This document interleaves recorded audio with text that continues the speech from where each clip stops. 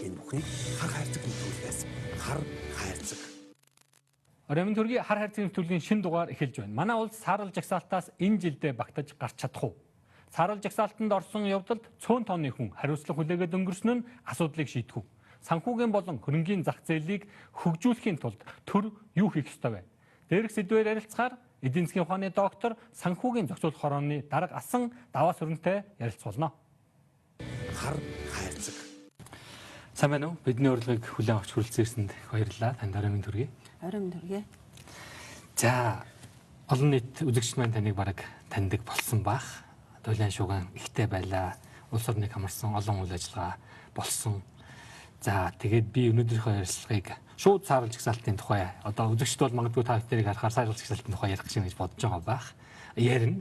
Гэхдээ тэрнээс өмнө бас нэг зүйлийн тухай ярмаар байна. Тэр бол энэ санхүүгийн салбар. Манай энэ санхүүгийн зах зээл ямар байна вэ? Ер нь энэ одоо санхүүгийн салбар, санхүүгийн зах зээл гэдэг ер нь юу багтаасан, ямар хэмжээний ойлголт байдгийг. За, Монголын энэ санхүүгийн салбар, энэ зах зээл маань ерөнхийдөө ямар шин чанартай, ямар онцлогтой гэдэг ерөнхий асуултаас л эхлэмээр байна л да. Яг тэгэхээр би бол шууд ингээд л саарал жагсаалтын үйл явдал болчлоо гэж хармааргүй байна. Тэгэхээр нэг том таваноос нь эхлээд яриад наривчлаад явбал ямар юм болоо гэдгийг л ярмаар байна л да. За, тэгэхээр нэвтрүүлэгтээ урьж оролцуулж байгаад их баярлалаа.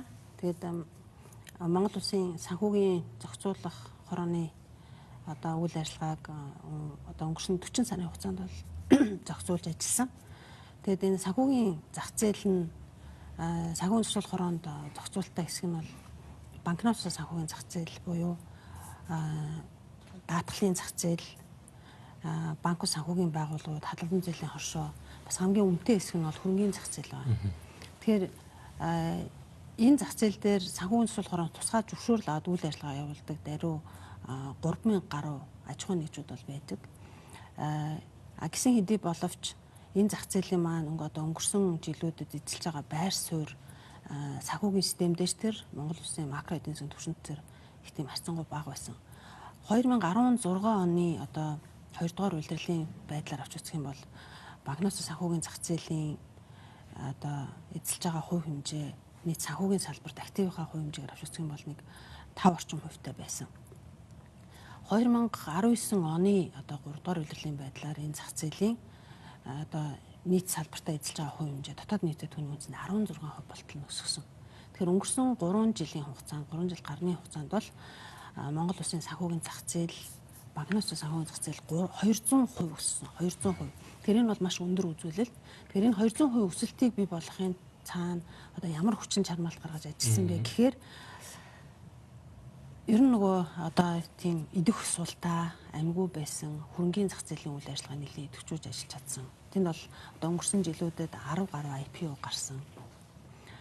Урд нь бол нэр хүндэн төдийлөн тийм өндөр байгаагүй. Юу гэх юм бэ? Ягаан цэнхэр тасалбартай холбоотойгоор хүмүүсийн дунд маш их олон одоо асуудлууд бол байдаг. Мөн одоо 1072 хувьцаатай холбоотой асуудлууд ч гэсэн гарч ирдэг. Тэгэхээр санхүүгийн зах зээл гэдэг маань өөрөө одоо зөвхөн банкны систем биш, тулгын 3 чулуутай гэсэн үг. Тэгэхээр банк бол нэг талдаа, нөгөө талд нь бол юу гэхээр даатгалын салбар, одоо хөрөнгийн зах зээл гэсэн ийм 3 тулгын чулуу шиг байж энэ зах зээл маань өөрөө их тийм үн цэнтэй байж идэг ийм зах зээл байна.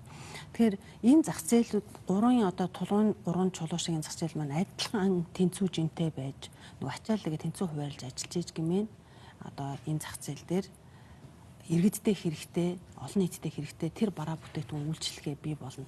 Яг энэ санхүүгийнхаа энэ шугамынхаа дагуу хөгжиж байж нөгөө улс орны макро эдийн засгийн түвшинд орлогын хуваарлалт, орлогын дахин хуваарлалт, орлогын өөр одоо олон янзын их сурвалж бий болох энэ боломжууд бас нэг төвчтэй. Тэгэхээр яг энэ үйл явцын хүчин одоо чармаалт бүхий л ажиллаа бол яг энэ хэсэгт бол зарцуулж ажилласан. Тэгэхээр энэний үр дүнд ч гэсэн тодорхой одоо үр дүн гарсан гэж бол би хэлмээр байна. За, үзэгчд маань тэр болгон магадгүй санхүүгийн одоо мэдлэг мэдээлэл хэрэг байгааг би мэдэхгүй байна л да. 200% өсөлт гэдэг бол өндөр өсөлт. За, энэ өсөлт бол яг таныг ажил аваад та өөрөө хэлсэн 40 сар орчим ажилласан. Энэ хугацаанд гарч ирсэн өсөлт. Тэгэхээр ямар байсныг юу хийгээд ямар болгоч вэ гэдгийг нэг жаахан тайлбарлаад өгөх. Тэгэхээр санхүүгийн зохицуулах хорооны зохицуулалтад байдаг нэг одоо чухал хэсэг бол банк санхүүгийн байгууллагууд. Намайг ажиллаа авахд нэг 500 гаруй банк санхүүгийн байгууллагууд. Гэхдээ нийт банк санхүүгийн байгууллагуудын хөрөнгийн хэмжээ нь бол нэг 600 гаруй тэрбум төгрөгтэй. Дээр нь банк санхүүгийн байгууллагууд байгуулж ажиллах сонирхолтой иргэдийн аж ахуйн нэгжийн тоо их өндөр. Гэсэн мэт зээлийн нийлүүлэлт нь харьцангуй бага. Зээл одоо хомсдолтой. Дээр нь зээлийн хүүгийн хэмжээ бол нэлээд өндөр юм байсан. Тэгээд ажилласны дараа одоо үндсэндээ 2 сар гарны дараагаар нэг бодлогын шийдвэр гаргасан. Маш галтай шийдвэр байсан. Тэр нь бол банк санхүүгийн байгууллагуудын дөрвийн санг одоо үе шаттай нэмэгдүүлэх тийм шийдвэр. Яг энэ шийдвэрийн үр дүнд 2 жил одоо гарны дараагаар эргээ харахад банк санхүүгийн байгууллагуудын маань тоо өсөөгүй мөртлөө зээлийн нийлүүлэлт бол асар хэмжээгээр нэмэгдсэн. Зээл тухайн үедээ ингээд харьцуулахад нийтдээ нэг 420 гаруй мянган хүнд одоо зээлийн үйлчилгээ үзүүлж байсан бол өнөөдөр 2.4 сая хүнд одоо зээлдэгчдийн тоо тэгж их өндөр болсон байгаа даа. Маш олон банк санхүүгийн байгууллагууд технологи дээр суурилсан одоо бүтээгдэхүүнүүдийг үйлчилж гаргаж ирсэн. Хамгийн гол нь банк санхүүгийн байгууллагуудын чадамж нь бас их сайжирсан. Тэгэхээр төрийн альва нэг бодлогын зохицуулалт гэдэг бол одоо тухайн зөвхөн бизнесийг дэмжихэд биш, тухайн зах зээлийг харж бодлого гаргах хэрэгтэй. Зах зээл гэхээр зөвхөн одоо тусгай зөвшөөрөл авсан банк санхүүгийн байгууллагууд нь биш, түүний цаана тэр зээлийг авдаг одоо аж ахуйн нэгжүүд байна, хувь хүмүүсүүд байна, иргэд байна. Энэ бүх үйл ажиллагаан дээр өрсөлдөөнийг нэмэгдүүлэх тэр боломжтой чадвартай санхүүгийн байгууллагууд олноор бий болгохын чиглэлийн шийдвэр байсан гэсэн үг. Тэгээд намайг ажиллаа авахд хүртэл дахиад 60 гаруй банк санхүүгийн байгууллага шинээр байгуулагдах хүсэлт байсан. Тэгээд ямар ч байсан ажиллаа өгөхөд анх 2016 онд байсан 500 гаруй банк санхүүгийн одоо байгууллагын тоо хэмжээг бол би өсгөөгүй. Харин зээлийн нийлүүлэлтийн хэмжээ нийт одоо зөвхөн банк санхүүгийн байгууллагуудын нийт хөрөнгийн хэмжээхэд 2.1 дахин өссөн. Өнөөдөр одоо 1.6 их 80 төгрөгийн хөрөнгөөр банк санхүүгийн байгууллагууд явж байна. Тэгээд үүний дараагийн одоо жил нь бол 2017 18 онд хамгийн гол анхаарал тавьсан салбар бол хөрөнгийн зах зээл. Банк бус санхүүгийн байгууллага гэдээ ярихаар манайхан бол ялангуяа сая жидүүтэй холбоотой зарим гишүүд энэ төр зээл аваад банк санхүүгийн байгууллага байгуулад одоо нэг төрлийн мөнгө хүүлсэн гэдэг нэг ярианд ороо явждаг. Олон нийт бол банк санхүүгийн байгууллагыг бол мөнгө хүүлдэг байгууллага юм шиг ойлгодог нэг ийм ойлголт нийгэмдэр бий болчлоо. Та мэрэгжлийн хүний хувьд банк санхүүгийн байгууллага гэдэг энэ байгууллага санхүүгийн зах зээлд хэр их чухал ач холбогдолтой юм бэ? Яагаад энэ чухал Монголын эдийн засагт Монголын санхүүгийн зах зээлд яагаад чухал хувь нэмэр оруулаад байгаа юм бэ гэдэг нэг тайлбарыг хийгээд. Тэгэхээр энэ бол юу гэхээр эргээл нөгөө зах зээл дээр маань одоо иргэдэд ийм төрлийн бүтээгдэхүүн үйлчилгээ байгаа учраас л ийм олноороо байгуулагдаж байгаа. Мэдээж төрийн бодлого одоо зохицуулалт бол энэ дээр зайлшгүй шаардлагатай. Тэгээд албан бус секторч гэсэн иргэд хоорондоо одоо бас зээл авдаг өгдөг, ломбард бол байдаг. Ломбардыг бол санхүүгийн зөвлөхөөрөө зохицуулдаг. Гэтэл банк санхүүгийн байгууллагын хувьд бол банкны одоо зээлийн үйлчилгээг бас төдийлөн хүртэж чадаагүй иргэдийн хувьд мөн банк санхүүгийн байгууллагууд банкуд үйл ажиллагаагийн одоо хэрэглэдэггүй олон төрлийн тухайлхан бол факторингийн чиглэлийн үйл ажиллагаа тэгээд мөнгөн гуйвуулгын чиглэлийн үйл ажиллагаа гэдэг одоо 10 гаруй чиглэлийн тусгай зөвшөөрлийн одоо үндсэн дээр үйл ажиллагаа бол явуулдаг ийм одоо зохицуулалттай санхүүгийн институт байгаа юм. Ер нь энэ байгууллагууд маань өөрсдөө илүү их тийм мэрэгжлийн чадвартай байхын хэрээр нөгөө иргэдэд хүрэх ёстой санхүүгийн үйлчилгээний чанар нь тэгээд хүртээмж нь аль аль нь сайжирна. Тэгэхээр дөрмийн сангаа өсгөх өөрөлд эдийн засгийн хөшүүрэг ашиглаж байгаа хгүй ямар нэгэн хууль дүрм энэ төр гарахгүй эдийн засгийн хөшүүргээрээ гаргаад хин чадвартай хин сайн байгаа нь одоо зах зээл дээрээ үлдээд нөгөө хэрэгцээтэй шаардлагатай бараа бүтээгдэхүүн үйлчилгээгээ олон нийтэд хүргэх тухай энэ л бодлогын шийдвэр бол байсан. Тийм. Монголын санхүүгийн зах зээлд тулгымдсан ямар асуудлууд байдаг вэ? Таны үед ямар асуудлууд нь шийдэгдэж та сая бол үндсэндээ дурчих шиг боллоо банк санхүүгийн байгууллагууд за хөрөнгийн зах зээл гэж манайд бас нэг урагшилж өгдгөө та өдөр хэлсэн бас тулгын 3 жолооных нь нэг нэгээд ингээд хэр хэмжээнд шийдэгдэж чадсан бэ? Яг үүнтэйгээ холбогдуулаад би бас нэг зүйл асуумаар тодруулмаар байна.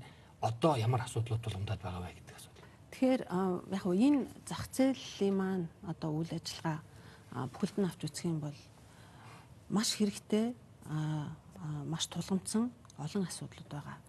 Тэр нь болохоор одоо богинохой хугацаанд ч юм уу хийгдэх бол боломжгүй. Яг ажлаа авсныхаа дараагаар хөрөнгөний зах зээлийг сэргээхийн тулд яах ёстой вэ гэдэг ийм асуудалтай тулгарсан. Тэгэхээр уламжлалт байдлаар нөгөө ягаан цэхэр тасалбартаа одоо гаргасан их баг хувьчлалын тухай асуудлууд юм. Энтэй бол одоо зүй ёсоор холбогдоод орчдөг. Энтэй холбоотой маш олон гомдол ширгэлүүд бол бас байдаг. Тэгээ тэрийг одоо хэрхэн шийдэх вэ гэдэг нэг талын асуудал. Нөгөө талд нь энд одоо хөрөнгөний зах зээл дээр гэрлэгийг гаргахын тулд яах ёстой вэ гэдэг хоёр дахь асуулт бол надад тулгарсан. Тэгээд энэ асуудлыг шийдэхин тулд нэгдүгээр хөрөнгөний зах зээл дээр зардаг бараа бүтээгдэхүүн байх ёстой юм байна. Хоёрт нь хөрөнгөний зах зээл дээр одоо нэг 300 гаруй бүртгэлтэй компаниуд байдаг бол шинэ соёлтой тэр компаниудыг дахиад хөрөнгөний зах зээл рүү оруулж ирэх ёстой юм байна гэсэн хоёр чиглэлийн стратегийг бол үндсэн зорилгоо олгож ирсэн. Яг үүний үр дүнд одоо түрүүн хэллээ IPO гэж хэлж байгаа. Хувьцаат компаниуд хувьцаагаа олон нийтэд санал болгоод тэндээс хөрөнгө босгох үйл явц. Энэ одоо үйл ажиллагаа 10 гаруй компаниуд одоо хөрөнгөний зах зээл дээрс IPO босгосон. Ингээд хөрөнгөний зах зээлийн үнэлгээ өөрөө одоо өнгөрсөн 3 жилийн хугацаанд 1.9 дахин нэмэгдсэн. Дөнгөж 1.1 их 80 гаруй хөрөнгөтэй байсан хөрөнгөний зах зээл өнөөдөр 2.6 их 80 төгрөгийн хөрөнгөтэй болсон. Дээр нь их олон хязгаарлалтанд хариуцлага компаниуд хөрөнгөний зах зээл дээр орж иж хувьцаат компаниуд болсон. Хаалттай болон нээлттэй хэлбэрийн хувьцаат компаниуд болж орж ирж байгаа. Манай иргэдийн хувьд идэвхжүүлж гисэн их сэргсэн. Анх дахь зах зээл дээр хувьцааг бол худалдаж авах энэ үйл явц гисэн их сэргсэн. Дээр нь одоо арилжааны идэвхжил үндсэндээ 6.3 дахин өссөн байгаа юм. Хүмүүсүүдийн сонирхол энэ дээр бас нэмэгдсэн. Тэгэхээр анх дахь зах зээлийн хувьд бол нэлээд томоохон тесрэлт бол бий болсон. Гэхдээ үүнийгээ цаашдаа үргэлжлүүлээд бол явуулах хэрэгтэй. Үүний тулд дахиад өөр шин төрлийн бүтээгдэхүүнүүдийн зах зээл дээр гаргах ёстой. JICA-тай хамтраад бид нэр корпорат бонд буюу одоо бондын зах зээлийг энэ дээр давхар хөгжүүлэх ёстой. 2016 оны одоо 2 дугаар улирлын байдлаар гээд аваад үзэхэд энэ зах зээл дээр арилжигддаг байсан нийт хөрөнгөхийн үндсэндээ 90 гаруй хувь зөвхөн засгийн газрын бонд, хувьцаат компаниудын одоо хувьцаанууд бол арилжигдахгүй зогсон байдалд орсон байсан. Ийм л зах зээл байсан. Өнөөдөр бол нийт арилжааных нь одоо 85%-ийг нь хувьцаат компани, нээлттэй хувьцаат компаниудын бонд хувьцаа арилжигдэж байна. Тэгэхээр одоо чанарын хувьд ч тэр эргээд бүтцийн хувьд ч гэсэн томоохон өөрчлөлт гарсныг бол эндээс харж болно. Өөрөөр хэлбэл нэг тодорхойч гэсэн тэр зах зээл дээр өнгөрсөн 30 жилд байгаагүй тийм гэрлэгээ бол хөрөнгөний зах зээл дээр ассан. Ямар ч гэсэн энэ хөрөнгөний зах зээлийн үйл явц маань цаашдаа үргэлжлээд явах юм бол одоо зөвхөн банкны гэхгүй одоо санхүүгийн маш том альтернатив их сурвалж юм байна гэдгийг олон иргэд, олон аж ахуйн нэгж ойлгосон одоо байхаа гэж бол бодож байна. Санхүүгийн зах зээлийн салбарт яг одоо өнөөдөр та ажиллаагүй 2 орчим сар болж байгаа бах. Энэ асуудалтай илүү ойрхон байгаа болов уу гэдэг үднэс биднээс асууж байгаа. Яг одоо туландаа мэдээд тодорхой хэмжээний асуудлуудыг шийдэж чадчихъя. Ялангуяа тэр хөрөнгөний зах зээл дээр би бол тантай 100% санал нэг байна. Би бас тодорхой хэмжээгээр сонирхож ирсэн. Монголд ерөөсөө явдгүй 30 жил болсон баг. Энэ дээр бол ахиц гарсныг бол яхаарахгүй дуртах хэрэгтэй. Ямар томоохон асуудал байна? Өнөөдрийн байдлаар. Ер нь одоо би нэг л зүйлийг бол хэлмээр санагдаж байгаа. Юу вэ гэхээр төрийн зохицуулалтын хувьд бол одоо хийж явж хахад тухайн ингээд салбар дээр бол бизнес эрхлэгчдийгээ дэмждэг одоо цагаан цулгаараа төрүүлсэн 3000 гаруй аж ахуйн нэгжүүд тусгай зөвшөөрөл олгосон. Тэр тусгай зөвшөөрөлт аж ахуйн нэгжүүдийнхээ үйл ажиллагааг шалгадаг, хяндаг. Тэгээ хэрвээ одоо зөрчил дутагдaltaй байх юм бол тусгай зөвшөөрлийг нь төдөлзүүлэх, туслах хүртэл арга хэмжээг нь авдаг. Тэгэхээр эндээс ингээд бүхэлд нь харах юм бол төр өөрийнхөө зохицуултыг хийхдээ санхүүгийнхаа зах зээлийг хар зохицуултаа хийх ёстой. Тэрнээс биш зөвхөн нэг тийм одоо лоббид өртсөн байдалтай хэдэн бизнес эрхлэгчдийн одоо хүсэл сонирхолд нийцсэн дэм шийдвэрийг гаргаад иж болохгүй. Өмнө нь цагаан цэцэл хорооны их олон шийдвэрүүдийг нөгөө зохицуулалттай байгууллагууд нь дундаа холбоо гэж байгуулчаад тэр холбооныхаа шугамар одоо энэ шийдвэр нь нийцэхгүй байна, одоо таарахгүй байна гэдэг байдлаар шийдвэрийн хэрэгжилтийг нь удаашруулах, шийдвэрийн хэрэгжилтийг нь одоо зарим шийдвэрүүдийн хүчингү болох арга хэмжээ авчирсан. Тэгэхээр төр хэрвээ шийдвэрээ гаргах юм бол зах зээлийн хад шийдвэрээ нэгдүгээр гаргаж явах хэрэгтэй. Үүнийхээ тулд тооцож, судалсан тэр шийдвэр дээрээ маш одоо тууштай байх хувьд маш чухал юм байна гэдгийг бол би энэ дээр одоо хувь хүнийхээ хувьд энэ салбарт бас ажилласан энэ одоо салбарын хүний хувьд бол хэлмээр байна. Та тэр энэ асуудал руу нэвтрүүлгийн дараагийн хэсэг дахиж орж ирэх бах. Хэд хэдэн ярмаар дурдмаар асуудлууд байгаа. Ажлаа өгөхөөс өмнөхөн таны ажлаа өгөхөөс өмнөхөн хэвлэгдсэн бах. Forbes сэтгүүл та ярилцлага өгсөн. Тэгээд санхүүгийн салбарыг өөрчлөх шин төлөвлөгөө нэртэйгээр таны ярилцлага гарсан байгаа. Харамсалтай нь энэ ярилцлага гарснаас удалгүй та ажлаа өгсөн. Тэгээ би одоо юу гэж асуумаар байна вэ гэхээр энэ ямар төлөвлөгөө байсан юм бэ? Энэ төлөвлөгөөгөө тодорхой хэмжээгээр хэрэгжүүлж чадсан уу? Энэ төлөвлөгөө чинь одоо мэдээж ажлын өгч учраас хэрэгжихгүй зогсох байх гэж бодож байна. Гэхдээ одоо юу хийж амжсан бэ, амжаагүй вэ гэдгийг л ярих гэдэг юм л та. Тэгэхээр санхүүгийн зохицуулах хорооны хувьд бол 2000 үндсэндээ 18-аас 21 онд хэрэгжүүлэх тийм дунд хугацааны стратеги төлөвлөгөө бид нар боловсруулсан. Энэ стратеги төлөвлөгөө нь бол үгээр одоо байгууллагаа дотоод руу чиглэсэн үйл ажиллагаач байгаа, гадна талдаа зах зээл рүү чиглэсэн үйл ажиллагаанууд ч гэсэн байгаа. Хамгийн чухал нь одоо юу вэ гэхээр альва энэ одоо санхүүгийн зах зээлийн хувьд бол гаргаж байгаа шийдвэр авч хэрэгжүүлж байгаа арга хэмжээ нь өөрөө тийм судалгаан дээр суурилсан чиглэл одоо зорилготой тэр нэг хүрх үр дүнгээ урдчилж бол ингээд тодорхойлсон. Тэр үндсэн дээрээ одоо алхам алхмаар үйл ажиллагаагаа одоо явуулах зайлшгүй шаардлагатай юм байна гэд. Тэгэхээр ер нь санхүүгийн зохицуулахаараа намайг авахаас өмнө 8 сар орчим хугацаанд бол нэг орлон гүйцэтгэгчтэй тэгээд стратеги төлөвлөгөө үйл ажиллагаанд бол би одоо ямар бодлого, ямар зарчмыг баримтлаад үйл ажиллагаанд явуулсан бэ гэдгийг төдийлөн орж авч харж чадаагүй. Тэгэхээр ер нь бол өдөр тутам тусгай зөвшөөрлөө олгоод хойноос нь тэрийгэ шалгаал, хянаал ингээмэрхүү байдлаар л явж байсан. Санхүүгийн зах зээл дээр маань ч гэсэн одоо өнгөрсөн жилүүд одоо ч гэсэн одоо финтектэй суурьсан маш олон төрлийн бүтээгдэхүүн гарч ирж байна. Санхүүгийн зах зээлийн хувьд бол бас тэгээ цоошин үүд хаалга бол нэгдэж байгаа. Тэгэхээр энийг урдчилж харж таамагладаг стратегтэй бодлоготой байж ижил энэ санхүүгийн зах зээл цаашаа урагшуулах боломжтой. Өмнөх хэсгийг бид нар судалж үзэх хэрэгтэй. Тэн дээр юу болоогүй юм бэ? Алдаж онсон юм харна. Засаж залруулахаар зүйлэвэл тийш урагшаа хандна. Хамгийн гол нь энэ цэгээсээ цаашаа дахиад хэрхэн яаж урагшаа явах вэ гэдгийг бид нар харах хэрэгтэй. Яг үүний алхам бол эхлээл банк санхүүгийн байгууллагын дүрмийн санг өөрчлөх одоо нэмэгдүүлэх тухай асуудал, хоёрт нь хөрөнгөний зах зээл дээр 19 онд бол бүхэлдээ даатгалын зах зээлийн үйл явц дээр нэлээх түлхүү анхаарч ажилласан байгаа. Даатгалын зах зээл дээр байгаа урд нь хэрэгжиж чадаагүй байсан маш олон шийдвэрүүд байсан. Хэрэгжилтийн хугацааг нь байнга хойшлуулсан байсан. Тэр бүх шийдвэрүүдийн хэрэгжилтүүдийг нь хангаж ажиллаж чадсан. Энэ нь бол юу гэхээр хөрөнгөний зах зээл дээр оролцож байгаа одоо андеррайтингийн компаниуд, брокер, дилерийн компаниудын бүгдээрийнхэн дөрмийн сан өсгөх тухай асуудлууд тэр шийдвэрүүдийг 2013 оны шийдвэрийг бас амжилттай хэрэгжүүлж ажилласан. Мөн 12 онд даатгалын компаниудын одоо дөрмийн сан өсгөх тухай шийдвэр нь хэрэгжиж ярьж чадаагүйсэн бол үүнийг бас 18 онд хэрэгжүүлж ярьж чадсан. Тэр түр нэгэн шийдвэрээ гаргасан бол тэр хэрэгжилтийг хангаж ажилладаг. Шийдвэрээ гаргахаас өмнө зүгээр зарлаад байдаггүй. Тэр шийдвэр гаргахаас өмнө маш сайн тооцож судалсан байх хэрэгтэй гэдэг. Эндээс ч гэсэн өнөөдөр одоо байр суурь маань ч гэсэн өнөөдөр бид нэр ингээд төрийн албаны залгамж халаа гэдэг ингээд юм ярьдаг. Нэг хүн солигдохоор тэр хийжсэн ажлууд нь тэр чигээр зогсчдөг. Хичнээн сайн муу зөв үр одоо юу гэдгийг дүнд хүрэх байсан ч хамаагүй ингээд зогсоочдөг нэг юм тал байгаа. Та тодорхой хэмжээгээр мэдээж төлөвлөгөө гаргаад ингээд ажиллаж ирсэн. Би энэ дээр яриад байгаа ч тэр л дээ. Энэ төлөвлөгөөнөөс мэдээж хэрэгжүүлж амжаагүй зүйлс байгаа бах танд. Хэрвээ одоо албамшил дээр байсан бол ийм юм хийх байсан гэдэг. Хэдийгээр одоо та тэр албамшил дээр байхгүй боловч энэ нэг юм чухал юм байгаамаа. Энийг 20 онд үргэлжлүүлээд хийчихээсэ. Битээ зогсоочосоо гэж бодсон зүйл юу вэ? Тэгэхээр ер нь бол тийм дунд хугацааны стратеги төлөвлөгөө зах зээл рүү харсан, чиглэсэн зорилго маань бүгдээрээ цаасан дээрээ бичээтэй байгаа. Энийг бол нөгөө нэг даавсруу ажлаа хөшлөө гэдэг цаасаа аваагүй. Тэгэхээр тэр бүх зүйлсүүд бол байгаа. Хамт ажиллажсэн хүмүүсүүд маань ч гэсэн байгаа. Тэгэхээр хэрэгжүүлэх бүрэн боломжтой л гэж харж байна. За их баярлалаа. Нэвтрүүлгийн маань эхний хэсгийг энэ түрээд өндөрлөж байна. Бид энэ хэсэгтээ танаар юу хийж чадваа гэдэг зүйлсийг яриулахыг хүссэн. Мэдээж нэвтрүүлгийнхаа дараагийн хэсэгт бид бас нэг сэдвийг хүндэхгүй болохгүй. Тэр нь юу хийж чадсангүй вэ гэдэг сэдв рүү орох бах. Ингээд төр төвлөрдлаад бодохгүй болцгаая. Өдрийн зөв хэрэглээ. Зөв Монгол брэнд.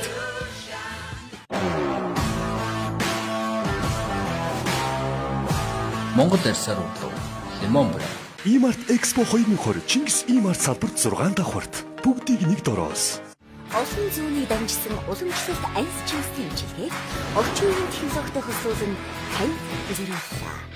Өөрийнхөө төлөө өдөрт нэг.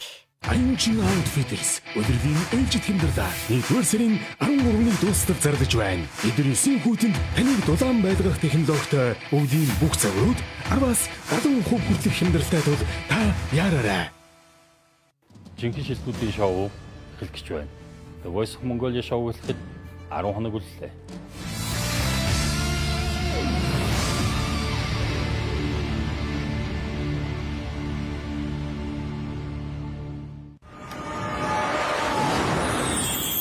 манай гэрийн шинжиг.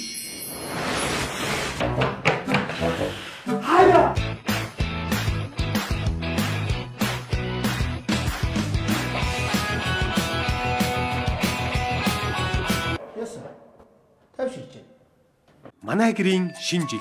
Univision, Sky Media, DD-шийн видео сангаас хүлээн авч үзээрэй. Өглөөний зөв хэрэглээ. Зөв Монгол брэнд. За мэдээж та энэ хэсэгт юу ярих гэж байгааг та бол манай үзэгчид ч гэсэн таамаглаж байгаа бах. Манай нэвтрүүлэг ус хэд хэдэн зочны ярилцлагаараа энэ асуудлыг хөндөд амжсан. Тэр бол дуулан шуугаан дэгдээсэн сарвал жагсаалтын тухай асуудал байсан. За энэ сарвал жагсаалтанд орсон одоо фатвын сарвал жагсаалт тийм ээ. Үйл явдалтай холбогдуулаад та ажлаа хүлээлгэн өгсөн байгаа. Таны ажлаа хүлээлгэн өгсөн явдал ажлаасаа одоо юу гэдгийг хүлээлгэн өгсөн гэж хэлэх бах та. ДАВААСҮРЭН гэдэг энэ хүний буруугаас болсон гэдэг ойлголтыг олон нийтэд мэдээж хүргэж байгаа. Тэгэхээр энэ үнэхээр таны буруу байсан юм уу? Тэгэхээр төрийн албанд би Монгол Улсын их хурлын одоо тогтоолоор томилогдсон. Тэгээд эргээд чөлөөлөгдөх хэрэгтэй байна гэсэн. Тэгээд чөлөөлөгдсөн. Зөвхөн саарал жагсаалтын хувьд бол санхүүгийн зах зээл дээр энэ үйл ажиллагаа одоо үнэхээр тэр саарал жагсаалттай холбоотой байдлаар энэ хүмүүсүүдийг одоо хольц солих хэрэгтэй байсан уу гэдэг нь бол шийдвэр гаргаж байгаа тэр хүмүүсүүдийн хийх ёстой асуудал байна. Хувь хүнийхээ хувьд саарал жагсаалттай холбоотой их олон асуудлуудыг санхүүгийн зөвлөхөөрөө хэрхэн шийдэж ажилласан бэ гэдгийг ярих нь илүү зүйтэй хаа л гэж бодож байна. Би тэрийг яриулмаар байгаа юм байна. Монгол Улсын хувьд бол 2006 онд одоо харилцан үнэлгээний тайланд Монгол Улс бол анх санхүүгийн зах зээл дээр энийг үнэлүүлээд тэгээ 2007 онд бол харилцан үнэлгээний тайлан бол гарсан байдаг. Тэгээ манайхаар тэн дээр бол нэг тийм эрчимтэй хяналт дээр байна гэдэг чиглэлээр одоо гаргаад 11 оны одоо 6 сард Монгол Улсыг саарал жагсаалтанд оруулсан байдаг. Тэгээд энэ саарал жагсаалтанд оруулахдаа та бүхэн 6 чиглэлээр үйл ажиллагаагаа явуулаач гэдэг зөвлөмж өгсөн. Тэр 6 одоо үйл ажиллагаанууд нь юу вэ гэхээр ерөнхийдөө мөнгө угаах терроризмыг одоо санхүүжүүлэхийн чиглэлээр үйл ажиллагааг бол та бүхэн энийг гэмт хэрэг гэж үзэх ёстой. Тэгээд гэмт хэрэг тооцох ёстой. Энийг одоо хяндаг шалгадах тэр үйл явцаа боловсронгуй болгоороо энэ чиглэлээр одоо хууль эрх зүйн орчныг сайжруулаарай энэ гэдэг зөвлөгөөнүүд өгсөн байгаа юм. Мөн одоо мэдээллийн тим одоо албатай болох ёстой гэдэг. Яг энэ чиглэлээр 2014 онд Монгол Улс гарсан. 14 онд гараад үүнийхээ дараагаар одоо хууль эрх зүйн тэр ерөнхий тогтолцоогоо бүрдүүлж чадлаа гэдэг байдлаар бол гарсан. Тэгээ 14 онд гараад энэ одоо харилцан үнэлгээнийхээ тайлан бичих үйл явц нь 16 оны 10 сард бол эхэлсэн байдгийг. Тэгээд тэр тайлан нь болохоор 17 онд эхнийхээрээ гарч ирэхэд анхны тэр нөгөө нэг өгсөн одоо ажлуудын хэрэгжилж гэсэн төдийлөн сайн биш нөгөө 40 зөвлөмж 11 шууд хэрэгжилтийн үйл ажиллагаан дээр нэлээд олон дутагдaltaй байна гэдэг ийм асуудлыг бол тавьсан. Тэгээд 17 оны одоо 7 сараас эхлээд 19 оны 11 сар хүртэл санхүүгийн зохицуулахаар гол ахалж байгаа газар нь бол Монгол банк. Үндэсний зөвлөлийг бол Монгол Улсын дотоод хууль зүйн дотоод иргэн сайд бол ахалдаг. Яг энэ чиглэлээр бүх үйл ажиллагаануудыг явуулж чадсан. 17 онд засах шаардлагатай гэдэг байсан тэр хэсэг бүх ажлуудаас санхүүгийн зохицуулах хороонд хамаарагдах бүх ажлуудыг бид хийж чадсан. Тэн дээр одоо өнгөрсөн 2019 оны 10 дугаар сард гаргасан саарал жагсаалтанд оруулахдаа 4 одоо зөвлөмж өгсөн байдаг. Тэний нэгэнд санхүүгийн зохицуулах хороотой холбоотой асуудал байхгүй. Харин санхүүгийн зохицуулах хороонд шинээр нэг одоо зохицуулдаггүй байсан үйл ажиллагааг бол нэмж олгосон байдаг. Тэр нь бол юу гэхээр ер нь энэ санхүүгийн зохицуулах хороо шиг байгуулагч угаасаа хийдэггүй. Тэр нь юу гэхээр алт мөнгөний дархан үйл хөдлөх хөрөнгийн бизнесийг зохицуулдаг байгууллага Монгол Улсад байхгүй байна. Энэ хэсэг нь бол одоо мөнгө угаалттай холбоотой үйл ажиллагаанд бас нэг нөлөө бүхий байна.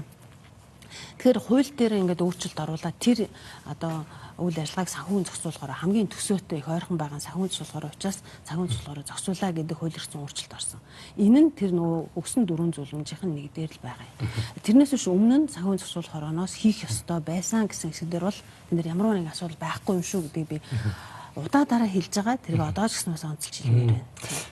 Миний танаар хэлүүлмээр байсан зүйлс нэг л дээ. Ингээд ярихаар одоо олон нийт хүмүүс юу гэж боддог гэхээр хариуцлагыг өөрөөсөө төлөх чинь аа гэж ингээд ярьдаг. Санхүүгийн зохицуулахаараа одоо тэр ажлуудыг одоо юу гэдгийг хариуцах ажил үүргийнх нь одоо юу гэдгийг зүйл биш ч байж болно. Хэн хариуцах ёстой байсан бэ? Хэний хариуцлага байсан бэ гэдэг асуудал үл яригдах ёстой. Тэгэхээр ер нь Монголд тэрийг хариуцдаг өөр байгууллага байдгүй юм. Байгаагүй байсан. Өөрөөр хэлбэл манай байгууллагууд чинь бүгд өөр өөрсдийн ажил үүргийн хуваарьтай шүү дээ. Тэгэхээр миний ойлгож байгаагаар ажил үүргийн хуваарийнхаа дагуу ийш тийшээ шидэгдээд дунд нь хэдэн асуудал үлдээд тэрүүгээр яваад орчих шиг болж байгаа байхгүй. Ер нь бол юу гэхээр үйл хөдлөх хөрөнгө одоо алт мөнгөний одоо дархан тусгай зөвшөөрлийн өөртөө одоо ХХК байгуулъя гээл улсын бүртгэлээс гэрчлэг аваад үйл ажиллагаа эрхлээл тэндээсээ татвартай холбоотой мэдээлэл одоо гаргаж өгөөл тайлангаа гаргаж өгөөл явж байгаа шүү дээ. Гэтэл энэ бол мөнгө угаах терроризмыг санхүүжүүлэх ялангуяа нөгөө санхүүжилтийнхаа хувьд бол энэ дээр их өөр юм байна. Монголд бол их онцгой жишээ нь юу гэхээр одоо томоохон үн төлөвлийн 8-нууд өөрсдөө яг энэ зах зээлээр дамжиж хийж байна гэж хэлж байгаа. Тухайлбал хөөрг. Энэ дэлхийн өөр их олон оронд байдаггүй жишээ. Нэг үйл хөдлөх хөрөнгөтэй байна гэж хэлээл одоо хөөргний 8 гэхэд хөөргөний үн цэн гэдэг бол нөгөө зах зээлийн аялал нийлүүлэлтэд тодорхойлогдохоос илүүгээр өөрөө нөгөө үн цэнээр тодорхойлогдож байгаа гэсэн. Өөр төрлийн бүтээтгүн. Үнэгээрээ дамжаад одоо өвлөгдөж ирсэн нэг хөөрг байсан. Хөөрг маань ийм үн цэнтэй юм аа гэж гараад ирэхэд эн чинь өөрөө өөр төрлийн санхүүгийн бизнес болж байгаа. Энэ урд нь хинч хаанч зохицуулдаггүй байсан. Дээр нь дэлхийн тийм олон оронд ч бас энийг ийм зохицуулдаггүй. Үйл хөдлөх хөрөнгийн хувьд бол ягаад гэвэл сүүлийн жилүүдэд орон сууц одоо газартай холбоотой дээр 8 арилжаанууд бас их өссөн байгаа. Энэ чинь өөрөө Монгол улсад бас нэг өөр төрлийн мөнгө угаах терроризмыг одоо санхүүжүүлэх чиглэлийн үйл ажиллагаа. Ялангуяа мөнгө угаалт энд нүүр чинь дамжаад яваад байгаа юм шүү. Энэ үйл ажиллагаа чинь хараа хяналтгүй байгаад байна. Нэг байгууллага нэгээ зохицуулаач. Тэгэхээр энэ бол үхрээ зах зээлийнхаа тэр ирэлж одоо шаардлагаар манай улсын бас одоо эдийн засгийн нөхцөл байдлын онцлог байдалтайгаар холбогдож бий болсон гэдэг тайлбарыг өгвөл зүйтэй байна. Тэгээд энийг хэрвээ энэ дээр ямар нэгэн сэжигтэй төрлийн гүйлгээний төр байгаа бол тэрийг хяндаг, шалгадаг, тэр үйл явцыг тогтоохын тулд санхүүгийн зохицуулах хорог хариуцаал гэж хэлж байгаа юм. Тийм. Тэгэхээр одоо бид энэ дөрвөн зүйлийг чинь ингээд засварлаад, сайжруулад, сарлж гисалтасаа гарна шүү дээ. Энэ үйл хөдлөх хөрөнгийн бизнесийн асуудлыг хэрвээ санхүүгийн зохицуулах хорооны одоо юу гэдгийг бүрэн эрх мэдлийн юм уу чиглэлгийн асуудал биш юм бол өөр одоо юу гэдгийг хариуцах ёстой байгууллага байдгийн юм уу байх ёстой юм уу 2019 оны 10 сард одоо хуульд өөрчлөлт оруулаад санхүүгийн зохицуулах хорооны зохицуулахар болсон. За ойлголоо. Энэ нь бол юу гэхээр тэр хэсэг нь нөгөө сарлж гисалтад орох үндслэл болсон учраас санхүүгийн зохицуулах хорооны зохицуултад оруулж ирсэн болохоос биш санхүүгийн зохицуулах хороо фатос өгсөн одоо зөвлөмж үйл ажиллагааг хэрэгжүүлээгөөсөө шалтгаалаад санхүүгийн зохицуулах хороо одоо муу ажиллана шалтгаалаад Монгол улс сарлж гисалтанд орсон зүйл байхгүй гэдгийг хэлж байгаа. За би нэвтрүүлгийнхаа эхний хэсэгт танаар энэ санхүүгийн зах зээлийн ерөнхий байдлын тухай яриулах гээд байсан. Ерөнхийдөө шалтгаан нь. Миний одоо юу гэдгийг хардлага гэх юм уу таамаглал бол юу вэ гэхээр хэн нэгэн хувь хүн юм уу байгууллагаас илүү манай санхүүгийн зах зээлийн тогтолцоо явагдаж байгаа тэр үйл ажиллагаатай холбоотой асуудлууд байжээ гэж би ойлгоод байгаа байхгүй юу? Өөрөөр хэлбэл аль нэг байгууллагын одоо чиг үүрэгт багтдаггүй нэг хэсэг бүлэг байдаг ч юм уу. За жишээ нь би бас нэг зүйлийг ярих гэдэг. Энэ дөрвөн зүйл дотор нэг их түүхтэй би ч одоо яаж зохицуулах ёстойг бүрэн ойлгодгүй нэг зүйл байна. Энэ бол хариуцлагын шүүхтэй холбоотой хариуцлага асуудал. Санхүүгийн ямар нэгэн асуудал гаргасан одоо хувь хүн болоод байгууллага одоо хинч байж болно тийм ээ. Хариуцлага хүлээх механизм нь Монголд одоо юу гэдгийг таархан байна гэдэг нэг ийм нэг зүйл яваад байдаг. Энийг одоо хэн яаж зохицуулах ёстой юм бэ? Миний бодлоор бол янз бүрийн одоо энэ дээр олон янзын санхүүгийн томоохон одоо өр зээлтэй авлагатай юу гэдгийг олон улсууд орж ирэх байх, компаниуд ч орж ирэх байх, байгууллагууд байдаг байх. Тэгээ шүүхтэр очиод хэн нэгэн хүн ямар нэг хариуцлага хүлээдэг. Тэгээ гараа явуулдаг. Энэ дээр магадгүй санхүүгийн зохицуулах хороо юу хийж чадах байсан? Эсвэл чадахгүй байх байсан юм. Цаашдаа хэн нэгэн энэ дээр ажиллах хэрэгтэй байна шүү дээ. Тэгэхээр энэ дээр би нэг зүйлийг бас тодруулж хэлмээр байна. 4 зөвлөмж өгсөн байдаг Монгол Улс сарлж гисалтанд оруулахдаа. Тэгээд санхүүгийн зохицуулах хороонд өмнө нь зохицуулагддаг байсан. Өмнө Монгол улсын хаанч зохицуулдаг байсан нэг хэсгийг бол одоо өгсөн юм аа. Бусад хэсгүүдийн хувьд санхүүгийн зохицуулах хороотой шууд хамааралтай бол биш. Шууд хамааралтай бишээс ч гадна ер нь Монгол улсыг бүхэлдээ хууль, шүүх, цагдаа, прокурор тэгээд ер нь гайл, татвар гэдэг ингээд бүх системүүдийг хамарч байгаа л гэсэн үг. Санхүүгийн төсвөл хороотой бол хамаатай биш.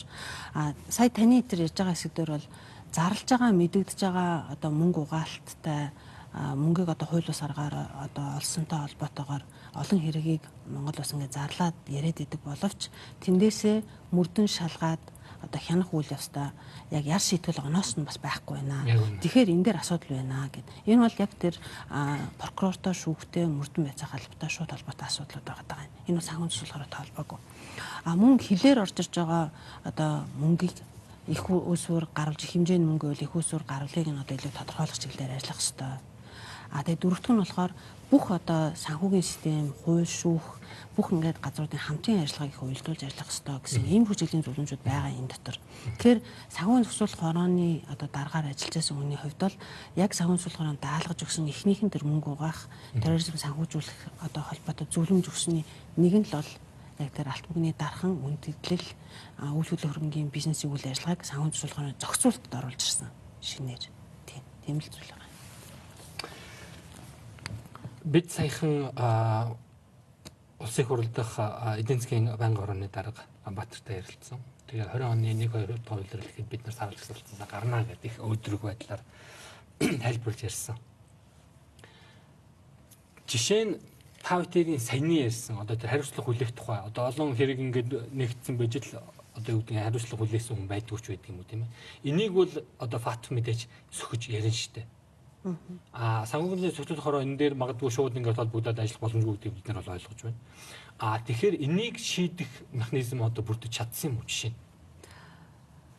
20 оны 2 дугаар үйлрэл гэхэд манай хувьд бол одоо миний одоо хил мэдээллийн хэрэгслээр авсан мэдээлэлээр бол сангийн сайдаар хасан ажлын хэсэг бол энэ дээр их эрчимтэй ажиллаж байгаа. Тэгээ СМА гэж санхүүгийн мэдээллийн алба бол байдаг. Энэ Монгол Банкны дэргэд хуулиараа Монгол Банкны дэргэд тийм мэдээллийн алба бол байгуулагдсан.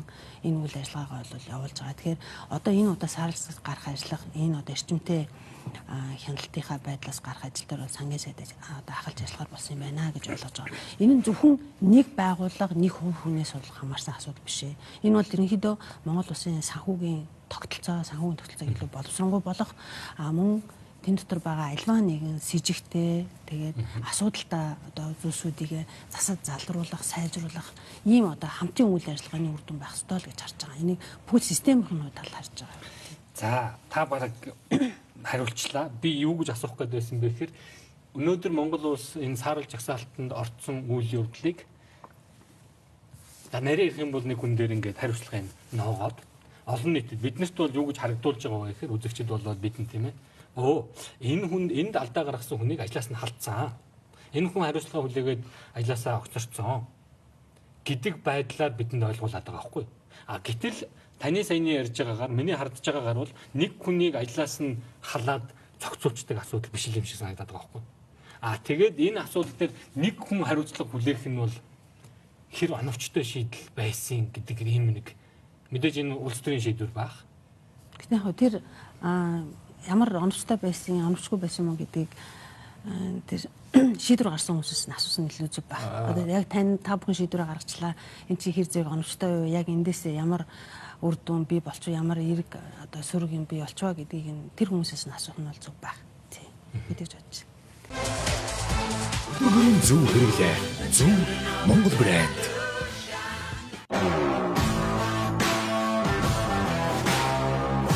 Монгол арьсаар өдрөв. Лимон брэнд. Байгаль дэлхийн юмс бүхэнд оршин буй. Хий, гал, ус, шорон мах бодыг бэлэгдэн аривжих бэлгийн карта бүтээв. 10 дахин үржигдэх сар шинийн бэлгийн карт худалдаанд гарлаа.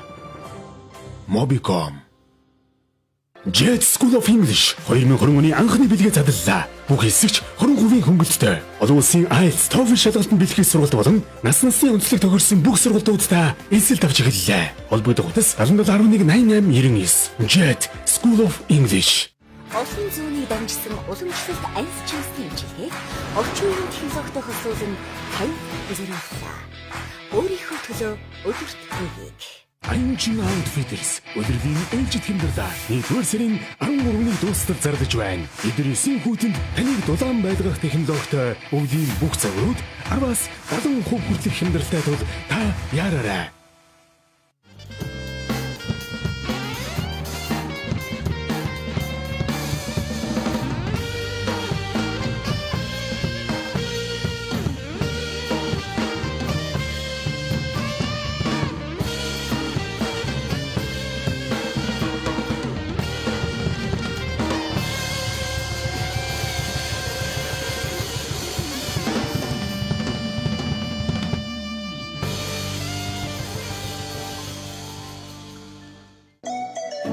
Онцгой бүтээлийг ойргоос.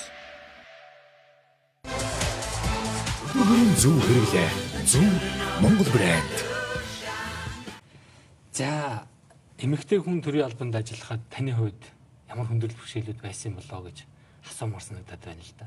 Залуу хүний хувьд, эмэгтэй хүний хувьд энэ нь эргээд бидний өнөөдрийн 30 жил ярьсан нэг арчил хүний эрх тэр тусмаа эмэгтэйчүүдийн улс төрдөх оролцооны тухай асуудлыг хөндөх болов уу гэж бодоод асуучлаа л да.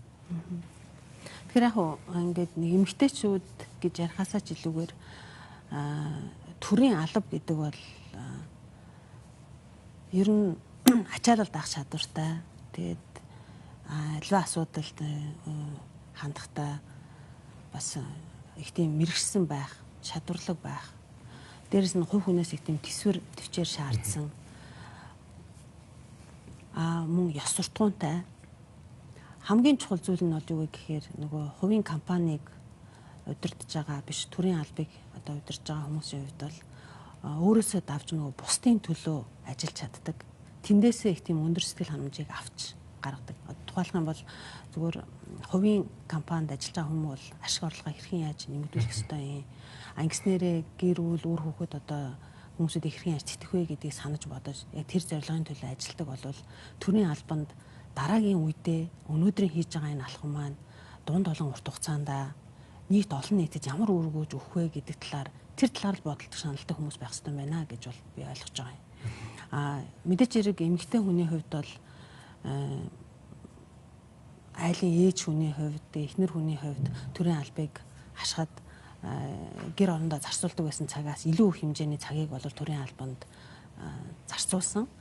Гол нь албанд гарч байгаа тэр өөрчлөлт хийж байгаа ажил маань тодорхой үр дүнтэй байхын хэрээр илүү их тийм одоо цаанаасаа тэр хүч чадал эргээд гарчиж байгаа үр дүн маань их олон нийтэд хүрж байгаа гэдэг байдлаас маш их хэмжээний нөгөө хүчин чармаал гарах нөөц боломж маань эндээс гарчиж байсан гэдэг бас би хэлмээр байгаа. Урчин нь юу гэхээр дахиад эргээд санхүүгийн зах зээл дээр одоо сүүлийн 28 жил гараагүй гэрлэгээ бол өнгөрсөн одоо 3 жил гарч чадсан юм а гэдэг би бас бахархалтайгаар хэлхийг хүсэж байгаа юм.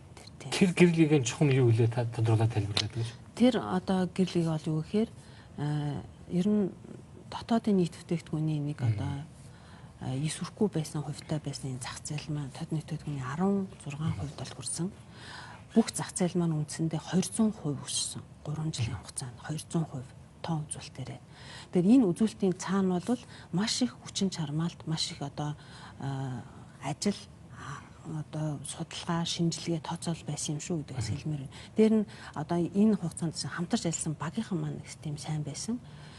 Тэгээд гаргаж байгаа одоо шийдвэр болгон маань одоо хэрэгжилтийн үйл явц нь бас их сайн байсан. Энэ санхүүгийн зах зээл дээр одоо тодорхой хэмжээний сахилга батыг бас бий болгож чадсан. Тэгээд төр бол өөрөө аливаа нэг бизнесийн одоо нэг түншлэгчийнхаа эрх ашиг хамгаалсан шийдвэр биш. Төр өөрөө ямар шийдвэр гаргах ёстой вэ гэхээр зах зээлээ харсан шийдвэрийг гаргах ёстой. Тэрний тул би томилогдсон гэж ойлгож байгаа. Зөвхөн харамсмаар гэмээр юм нэг бол зүйл байдаг. Зах зээл дээр их олон компаниуд бий. Тэр олонныхын тусгай зөвшөөрлөөс хангуулж олгодог. Тэр компаниуд маань хэд хэдэн удаа одоо их хуралд өргөгчөг өгсөн. Энэ даваасран гэдэг хүн бол бид нартай хамтарч ажиллахгүй байна гэдэг. Тэгээ сүүлд нь одоо шийдвэр гаргаж байгаа хүмүүсүүд энэ холбоодуудтай хамтарч ажиллаагүй гэж хэлэхээр би нэг л зүйлийг бол бодсон. Төр намайг ер нь яах гэж тэнд одоо албан тушаал дээр тамилсан. Хэрвээ тэр хүмүүсүүдтэй би хамтарч их ажиллаад байсан бол харин намайг сэрдэх ёстой. Тусгай зөвшөөрөл өгсөн хүмүүсүүдтэйгээ тусгай зөвшөөрөл олгогч нь их сайн хамтарч ажиллаад байнааг үл эдгээр харин дундаа юу болоод байна вэ? Чи хянах шалах ёстой үүрэгтэй хүн байтал эднэрийн одоо үйл ажиллагаа хэвэн байна уу гэж хяншилах хэрэгтэй байтал хүмүүс энэ хүмүүс чамд тийм их сайн талтай байгаад бол харин энэ дээр төрийн хөндлөнгийн хяншилгалд орох хэрэгтэй. Гэтэл энэ нөхөр бол бид нартай ингэж хамтрахгүй одоо манай компаниудыг дэмжихгүй байгаад байна гэдэг юмн дээр одоо их хурл чи тэр холбоодууд чинь чиний эсрэг их олон бичиг ачиг өгөөд байна. Чи ер нь яатсан хүн бэ? Тэгэхээр төрийн төр байдаг гэдэг тэр зэг хаана вэ гэдэг би одоо хүртэл өөрөөсөө л асуумаар санагдав. Энэ бол их харамсалтай. Хэрвээ тэр хүмүүсүүдтэй ингээм хамтарч ажиллаад байна гэвэл нэг нь зохицуулдаг, нөгөөх нь зохицуулагддаг одоо хоёр байгууллага байгаа байхгүй юу? Зохицуулагчтай дуртай зохицуулагддаг байгууллага гэж хорвоо ертөнцийн хаач байхгүй. Тэгэхээр энэ бол манай одоо Монгол төр бий болж байгаа их том гажуудал юм байна. Энийг шийдвэр гаргаж байгаа. Яг өнөөдөр шийдвэр гаргаж байгаа хүмүүс хүртэл ойлгохгүй байгаа, ойлгохыг хүсэхгүйч байгаа юм уу? Энэ байдал нь бол их харамсмаар санагдсан. Харин ч эсэргээрээ энэ зах зээлийн төлөө зөвхөн тэр одоо бизнес эрхэлж байгаа хүмүүсийн төлөө биш, зах зээлийн төлөө, нийт олон нийтийн төлөө, тэр сэргэлтийн төлөө юу хийвэ гэдэг нь бол нэг номерын асуулт байх хэвээр. Ингэжээс төрийн ажил явах хэвээр. Тэр хэсэг дотор л төр зохицуулт хийж орж ирэхээс биш, төрийн зохицуулт нь хувийн сектортэйгээ нийлчээд тийм дотор ямарваа нэгэн хувь дааны үйл ойлгосны байдал бол бид хоёр хачин сайхан хамтраад ажиллаж байна гэвэл төр хувийн сектор хоёр одоо төлөвлөлт олигархийн улс төрийн дэглэм гэдэг чинь бидтэй тэр чинь миний ойлгож байгаагаар төв хувийн сектортэйгээ ч юм уу томоохон одоо нөлөө өгөх компаниудтай ч юм уу хууль зарчмаар үйл ажиллагаа эдийн засгийн болоод улс төрийн үйл ажиллагаа явуулаад байвал шүү дээ. Тэгэхээр яг ерөнхийдөө нөгөө одоо ингээд бас зүгээр судлаач тэгээд эдийн засагч хүний хувьд асуудал ингээд буцаад ирээ харж байгаа юм л та. Тэгэхээр манай улс төр дотор бол нэлээд олон асуудлууд байна гэж би харж байгаа. Улс төр дотор байгаа асуудлууд нь бол юу вэ гэхээр зөвхөн Монгол улсын улс төрч биш. Ерөнхийдөө нөгөө социалист системийн задралтай холбоотойгоор төлөрсөн төлөвлөлт эдийн засгаас зах зээл рүү шилжсэн зүүн Европын орнууд тэгээд Төв Азиас манай улс гээд их олон орн дээр бол их юм түгээмэл байгаа юм хандлага байна.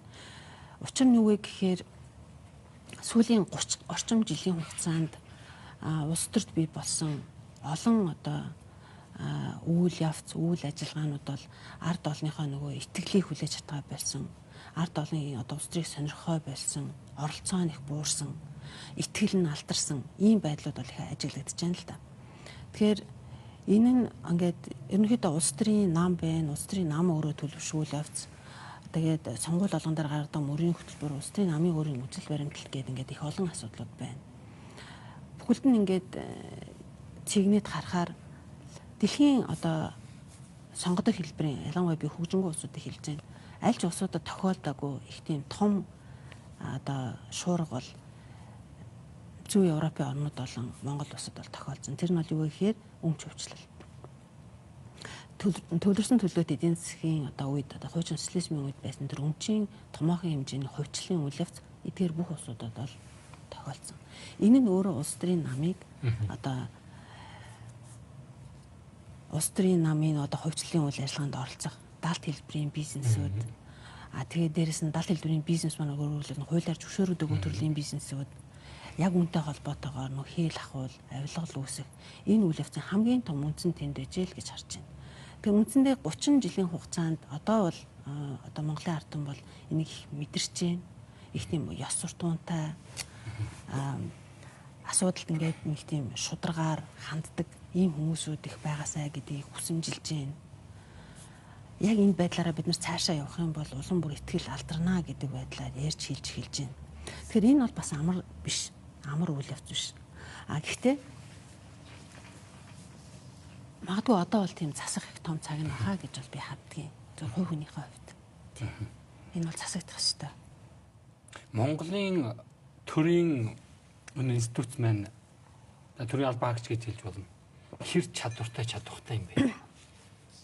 Бид нар бол энэ төрийн албаны чадвархын тухай, хариуцлагын тухай олон жил ярьж байгаа. Мэргэжсэн төрийн тухай их ярьж байгаа. Би танил ер нь бас мэдх юм да манай Монгол Улсын их сургууль багш байсан. Англи Манчестер их сургууль магистр хамгаалсан.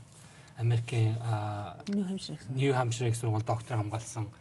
Тэгээ ер нь Монголын төрийн одоо албан хаагчид хэр чадвартай байгаа юм бэ? Энэ бол хэр мэрэгжлийн байгаа юм бэ гэдгийг би танаас асуумаар байна л да. Төрийн албанд байсан үнэ. Би Таан дээр бас тийм асуудлууд гарсан. Дарга болоод хүн амьтаа халсан байна, зөвшөөрдөггүй яасан байна гэх таны тухай бол хар шар зөндөө мэдээлэл явсан. Мухааштай байна ч гэдэг юмнууд яригдсан. Би бол тийм хувийн өмсгөл юм ярмааргүй байна л да. Энэ бол цэвэр ардаа энэ төрийн албаны чадвархын тухай асуудал байдаг гэж би боддог. Яг хөө бусад яамд тамгын газар асуудал ямар байсан бэ гэдгийг бол би сайн хэлж мэдэхгүй. Цагуун цусул хорооны хувьд бол одоо 100 гаруй ажиллагчид албан хаагчтай нэг 150 орчим. Их сургуульд багш тэгээд одоо олон улсын төсөл хөтөлбөр ч юм уу ингээд олон улсын байгууллагын төрд ажиллаж байсан бас гадна ч гэсэн багшилж байсан хүний хувьд ингээд асуудлыг хараад үзэхээр төрийн алба ялангуяа одоо төрийн дунд түвшний албан дээр чадвартай, сэтгэлтэй хүмүүс их ажилламаар юм байна гэж бол би харсан. Өнөөдөр яг мерит системийн тухай ярьдаг. Тэгээ мерит системийг ярихдаа үнэхээр ялгаатай чадвартай биш нөөцдөр мерит системийг хэрэглэхээр бас ямар байх вэ? Зөв шинээр төрийн албанд орж ирж байгаа хүмүүсүүдийн хувьд бол тэгэхээр тэр цэгээс мерит системийн тухай асуудлыг яриул бас их өөр баг. Төрийн албанд бол сэтгэлтэй чадвартай хүмүүс бол бий. Гэхдээ нийт ингээд одоо ундржлаад авч үзэх юм бол тэнд дотор маш олон тийм хүмүүсийн захиасны тэгээд шахааны ур чадвар султай хүмүүсүүд бол их байдаг юм лээ. Тэгэхээр улс төр дотор бол төрийн албаараа дамжуулаад төрийн албантай одоо дуулууртай хүмүүсүүд тэр нь ил биш даалт хэлбэртэй. Тэгээд нэг албанаас нөгөө рүү томилдог. Тэгээд тэр хүмүүсүүдийнхаа одоо томилсон хүмүүсүүдийнхаа хүсэл зоригийг биелүүлдэг. Тэрнийхээ төлөө үйлчилдэг. Өөрөөр хэлбэл төрийн албан тушаалтай байх нь өмч, хувийн өмчтөө капиталтай байгаа юм шиг ийм байдлаар ханддаг үйл явцыг бол бид зайлшгүй засах хэрэгтэй. Аливаа юмыг нэг гадна талаас нь хараад мэдрэх бол их өөр. Дотор нь орж үзээд тэр галтгоонд байгаад ганц нэг ингээд тос уус энэ төр үсрээд тэрийг харах хувьд бол бас их өөр. Тэгэхээр би бол яг энэ өнцгөөсөө харахад цагуун цэцүүл хорооны дараагаар ингээд ажилласан явдал маань асар их хэмжээний туршлага дээр нь ингээд хараагүй байсан их олон өнцгүүдийг нээж харуулсан. Яг энэ одоо үүднээс авч үзэх юм бол бас ингээд мэдэх ёстой, сонсох ёстой, сурах байсан зүйлийг бол дамжиж өнгөрсөндөө их баяртай байгаа юм. Та сая засах хэрэгтэй гэдэг хэдэн зүйлийг хэлсэн. Хэр их засагдж байгаа болоо. Яг та өөрөө тэр тохонд нь ороод тос ус үсэрсэн хүний хувьд хэлэхэд бид нар бол энэ доороос нь засагдаасаа гэж хүсэл засаач гэл ингээл яриад сууж байгаа улсууд шүү дээ. Хэр засагдах замдаа орж яваа юм бол одоо би арга ятсан асуулт сууж шүү. Тэгэхээр бид нар тэрийг нөгөө нэг тгээсээ ингээсээ гэхээс илүү бас хийх ёстой юм билээ. Хийх ёстой. Тэгэхээр хийх ёстой гэдгийнхээ хэсгийг бол юу гэж хэлж ийнө вэхээр юуны өмнө одоо Монголд байгаа улс төрийн намуудын хувьд бол бас их шинжлэгдэх ёстой. Энэ шинжлэгдэх нь юутай холбоотой вэ гэхээр одоо хүмүүсүүд улам бүр ихтэй сонирхол нь буураад улам бүр итгэл нь алдарна. Улс төрийн намаараа дамжиж төрийг засагладаг энэ үйл явц бол өнөөдрийн хүн төрөлхтний одоо төрийг засаглаж байгаа хамгийн сонгодог хэлбэр л байна шүү дээ. Тэгэхээр улс төрийн намууд маань өөрсдөө их тийм шинжлэгдэх ёстой. Энэ шинжлэхийнхаа тулд одоо эхлээд явах хэрэгтэй гэхээр магадгүй тэр гишүүнчлэлээсээ ихтэй анхаарах хэрэгтэй. Нөгөө батлан даалтад авдаг юм уу, эсэ гэсэн болгон хүмүүсүүдийг аахгүй гишүүнчлэлээр илүү чамбаа одоо үр төлбөртөө зөвхөн тэрүүгээрээ дамжуулаад улс төрийн гэсэн хүмүүсээс айл явуулах зайлсхийх нэг чиглэлийн үйл явц. Бас дээрэс нь зөвхөн намынхаа дээд түвшинд биш тэр доод хамгийн хөрс суурин дээр байгаа хэсгүүдээр ч гэсэн эрх мэдлийн хуваарлалтыг нь яах ёстой юм. Зарим зүйлийг нь хязгаарлах ёстой юм уу, юм гэдгийг намынхаа түвшинд бас их ярих ёстой юм байна.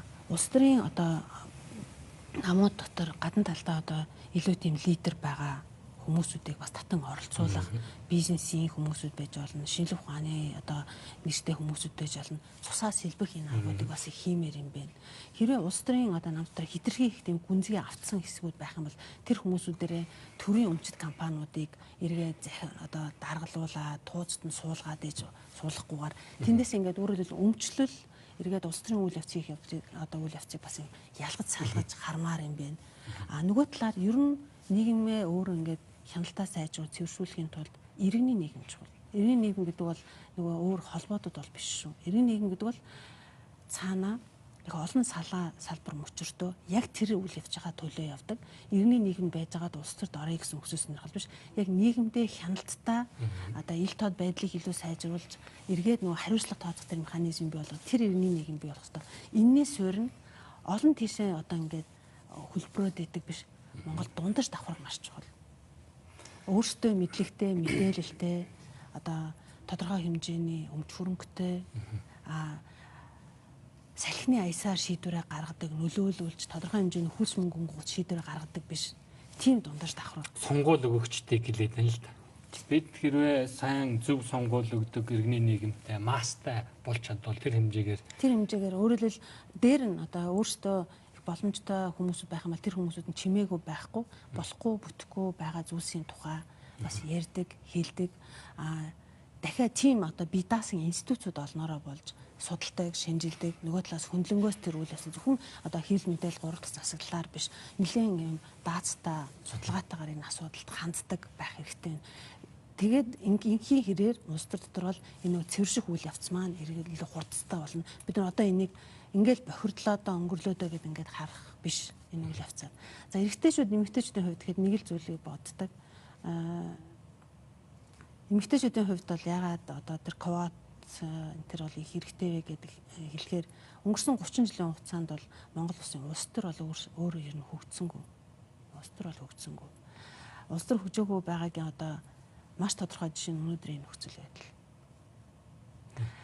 Яг эрэгтэйчүүд, эмэгтэйчүүдс кейсээ илүүгээр ер нь өршөлтөө хэм чадвартай гарах гэдэг би 100% санал нэгддэг. Зөв яг бодит тоонд ингээ ороо харах юм бол мэрэгжлийн тамирчин сонирхогч хоёрыг олимпиад зэрэг оролцуулаад за одоо та хоёр бол яг л адилхан шүү ингээд ерөөсөө адилхан та хоёр бол хоёулаа хүн мөн тэгэл ингээд одоо энэ дээр үзээ гэхээр мэрэгжлийн тамирчных нь байнгын бэлтгэлтэй өрсөлдөгчийгөө харж байгаа, тооцож байгаа. Тэгэд олон удаагийн тэмцээнд оролцоод үзчихсэн энэ хүмүүсийн хувьд бол тэнд гарах магадлал нь илүү өндөр байдаг.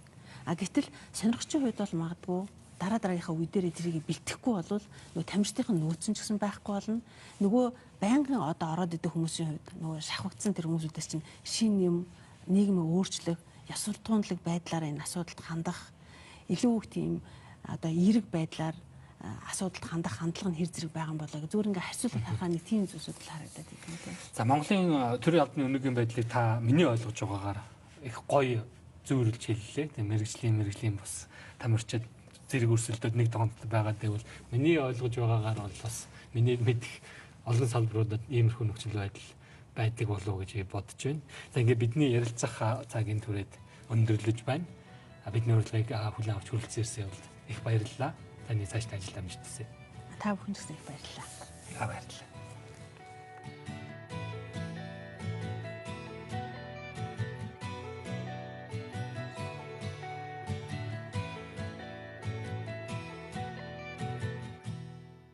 Нийгэм, улс төр, эдийн засаг, цаг үеийн тулгамдсан асуудал, олонний анхаарлагдсан чухал үйл явдлууд, түүнийг дорсон сэдвүүд.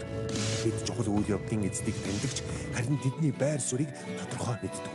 Бидний үзэл санаа, үйл хэрэг та бидний амьдралд хэрхэн нөлөөлөх вэ? Энэ бүхнийг хар хайрцаг нэвтрүүлгээс хар хайрцаг.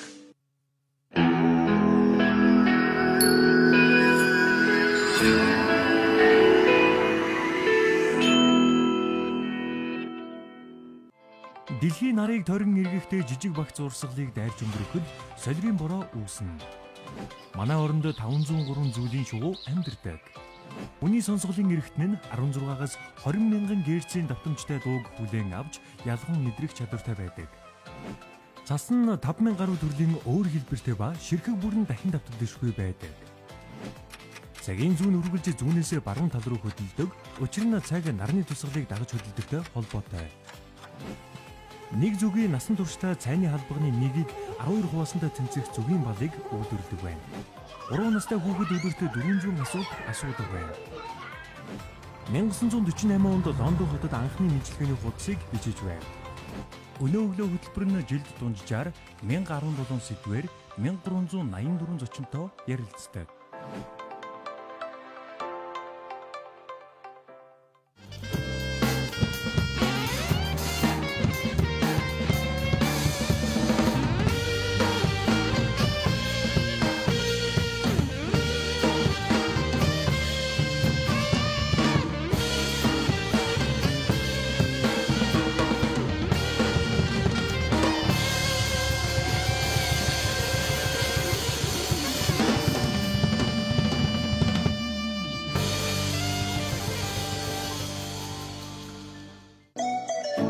Онцгой бүтээлийг ойрыгоос.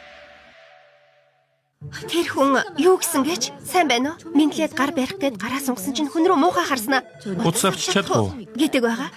Мэдээж утас авч чадалгүй яа тийм. Өмгөөлөгчтэй яриа гэж юу? Гэтэл утас нь хэтэрхий богинохон байсан. Чадалгүй яах вэ? Үнэхээр сайн чадна. Товчхон хэлэхэд засахгүй хүн. Засахгүй хүн. Ястаа хэлэх ч угаад. Энийг хөвлөд өгөөч. Харсан уу? Санаатаагаар унахчихж байгаа биз? Өөрөө унахчаад санаа алдаад байгаа юм да.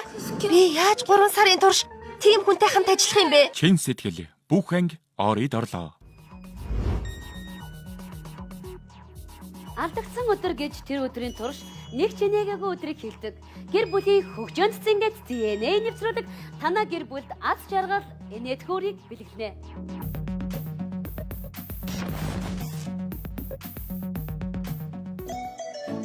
Онцгой бүтээлийг ойрыгоос.